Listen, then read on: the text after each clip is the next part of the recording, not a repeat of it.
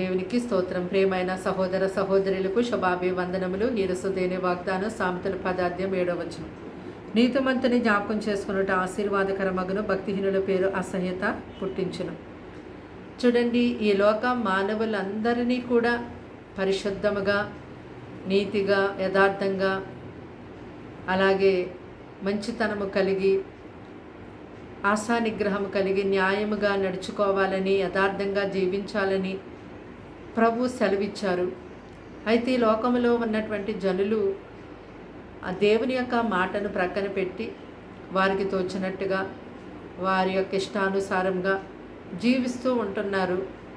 అయితే ఈ లోక మానవుల్ని మనం చూసినప్పుడు వారి వారి యొక్క క్రియలు బట్టి వారి చెడ్డవారా, మంచివారా, యథార్థవంతుల, న్యాయవంతుల, వారు నమ్మక ద్రోహుల, మోసం చేసేవారా, వారు ఎటువంటి వారో వారి యొక్క క్రియలు బట్టి మనం చాలా వరకు తెలుసుకోవచ్చు.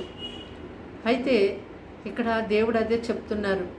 ఈ లోకంలో నీతిమంతులుగా, అంటే దేవుని యొక్క మాటకు లోబడి ఆయన వాక్యానుసారంగా ఆయన ఎలా జీవించమని మనం చెప్పారు, ఆ రీతిగా జీవిస్తున్నటువంటి వారిని మనము జ్ఞాపకం చేసుకుంటాం. అది మనకెంతో ఆశీర్వాదకరమని ప్రభు చెప్తున్నారు.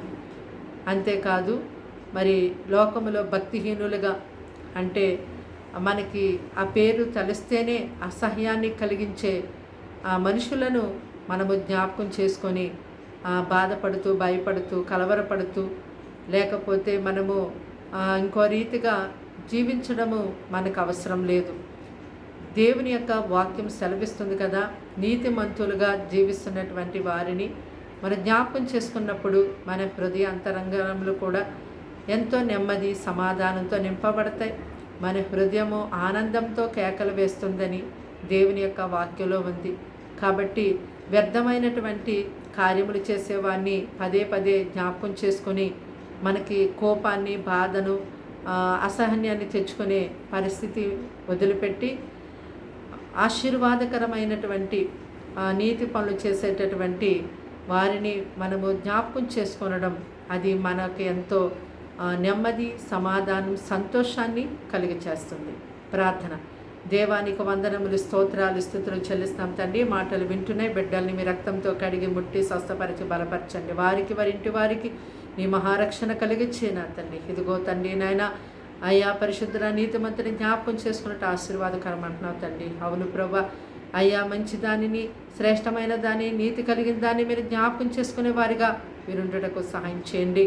వ్యర్థమైన వాటిని జ్ఞాపకం చేసుకొని బాధకు, వేదనకు అయ్యా గురయ్యే వారిగా ఉండడానికి వీల్లేదు ప్రభా. ప్రతి ఒక్కరిని మాటలతో దర్శించావని నమ్ముచు ఉన్నాం. ఇదిగో తండ్రి, వారమంతా ఈ యొక్క రోజంతా వీరికి తోడుగుండి వారి సమస్త విషయాల్లో నీ కృప చూపించండి. ఆరోగ్యము, నెమ్మది, సమాధానం, శాంతిని, విడుదల, విమోచన యేసు నామములో వారికి దయచేయండి. ఈ దినమంతా మీరే వారికి తోడయ్యుండి నడిపించమని యేసు నామములో వేడుకుంటున్నాం తండ్రి. ఆమేన్.